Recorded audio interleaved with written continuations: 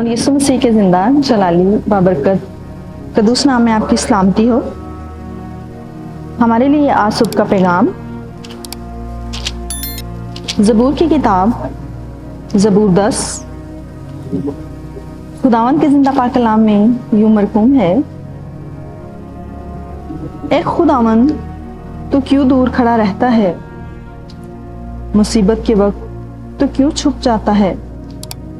शरीर के गुरूर के सबब से गरीब का तुंदी से पीछा किया जाता है।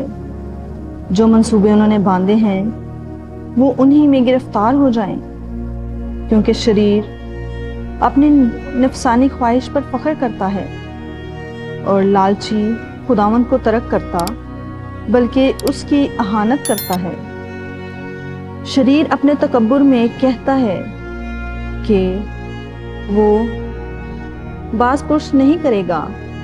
उसका ख्याल सरासर यही है कि कोई खुदा नहीं। उसकी राहें हमेशा उस्तवार हैं, तेरे अहकाम उसकी नज़र से बैद और बुलंद हैं। वो अपने सब मुखालफों पर हुनकारता है। वो अपने दिल में कहता है, मैं जुम्बश नहीं खाने का। पुश दर पुश मुझ पर कभी मुसीबत ना आएगी। उसका मुंह लानत और दगा और जुल्म से पुर है। शरारत और बदी उसकी जुबान पर हैं। वो दहात की कमीन गाहों में बैठता है और पशीदा मकामों में बेगुनाह को कत्ल करता है। उसकी आंखें बेकस की घात में लगी रहती हैं।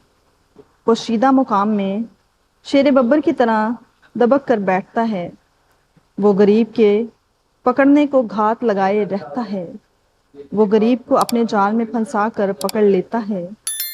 वो दबकता है और झुक जाता है। वो बेकस उसके पहलवानों के हाथ से मारे जाते हैं। वो अपने दिल में कहता है, खुदा भूल गया है।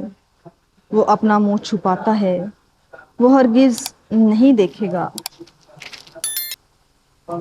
उठ ए खुदावंद, ए खुदा अपना हाथ बुलंद कर, गरीबों को ना भूल।